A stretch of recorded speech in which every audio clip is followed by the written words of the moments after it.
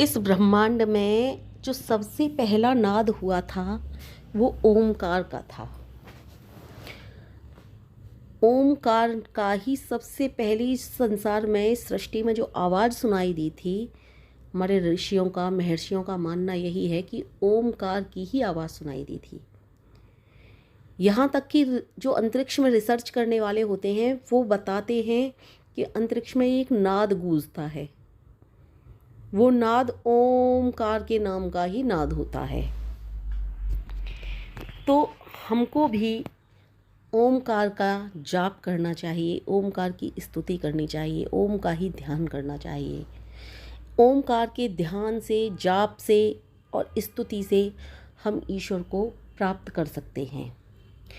ओमकार का जाप करिए, गायत्री मंत्र का जाप करिए, किसी भी तरह से आप। मैं इन दोनों मंत्रों को ही प्राथमिकता देती हूँ क्योंकि मेरे पिताजी ने, मेरे जो पापा थे वो, उन्होंने मुझे यही बताया था कि ओमकार का जाप और गायत्री मंत्र का जाप सबसे उत्तम जाप है। इन दो जापों में से आप कोई भी जाप कीजिए।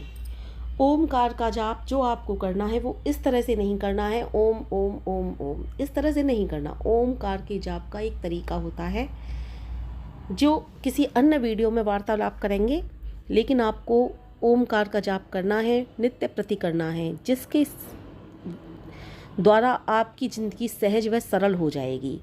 आप ईश्वर को प्राप्त कर सकते हैं। ज़िंदगी की जितनी भी कठिनाइयाँ हैं, जितनी भी आपकी दुख, संकट, मुसीबत हैं, सब कुछ दूर हो जाएंगे। और तो और ओमकार के जाप द्वारा वैज्ञानिकों ने भी बहुत ज़्यादा रिसर्च की है ओमकार के जाप पर, जिन्होंने बताया है कि ओमकार के जाप द्वारा न जाने कितनी तरंगें इस तरह की मनुष्य के शरीर से ओमकार के जाप द्वारा उत्पन्न होती हैं, जो मनुष्य के शरीर को काफ़ी ज़्यादा लाभ पहुंचाती हैं।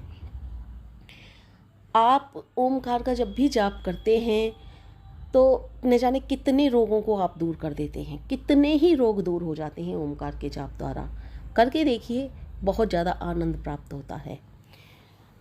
और जब भी आप ओमकार का जाप करने बैठें, ईर्ष्या, द्वेष, कपट, छल, इन सब से परे हो जाएं। किसी का अहित ना सोचें, अहिंसा की भावना रखें अपने हृदय में, किसी का भी अहित ना सोचें। सर्वे भवन्तु सुखिनः, सर्वे सन्तु निरामया की भावना होनी चाहिए। सारे संपूर्ण संसार की सुख सुविधाओं की, सुख की कामनाएं आपके दिल और दिमाग में होनी चाहिए। किसी का भी अहित सोचने वाली भावना नहीं होनी चाहिए। शाकाहारी रहें।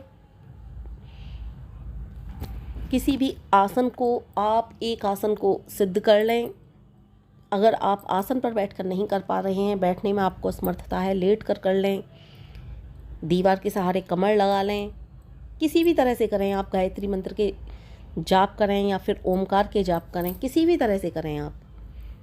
आपको पूर्ण श्रद्धा व विश्वास रखनी है ओमकार के जाप में, और इस तरह से आप ओमकार के जाप करें। आप देखेंगे आपको कुछ ही दिनों में काफ़ी फ़ायदा होने लगेगा। हृदय तक की बीमारियों को ओमकार के जाप द्वारा ख़त्म किया जा सकता है। और तो और टीवी की, सांस की, ये सारी की सारी बीमारी ओमकार के जाप द्वारा ख़त्म हो जाती हैं। यहाँ तक कि कैंसर की बीमारी में भी काफ़ी फ़ायदेमंद पाए गए हैं ओमकार के जाप। तो आप ओमकार के जाप कीजिए, आपको बहुत ज़्यादा फ़ायदा मिलेगा। ये संपूर्ण जगत ओम में ही तो निहित है। संपूर्ण जगत ओम ने ही तो बनाया है। ओम ही तो परमेश्वर है। परमेश्वर का सर्वोत्तम नाम यदि आप देखेंगे तो ओम है। हर आरती में, हर मंत्र में, हर श्लोक में सबसे पहले ओम क्यों आता है? इसीलिए आता है क्योंकि ओम ही परमेश्वर है। किसी भी जाति के, धर्म के, संप्रदाय के ईश्वर अलग नहीं है। ईश्वर एक है। हम उन्हें किसी भी रूप में पूज लें, चाहे किसी भी तरह से पूज लें, ईश्वर एक है। इसलिए मैं कहती हूँ ओमकार के जाप कीजिए या गायत्री मंत्र के जाप कीजिए। सीधा सीधा स्तुति आपकी ईश्वर तक पहुँचेगी।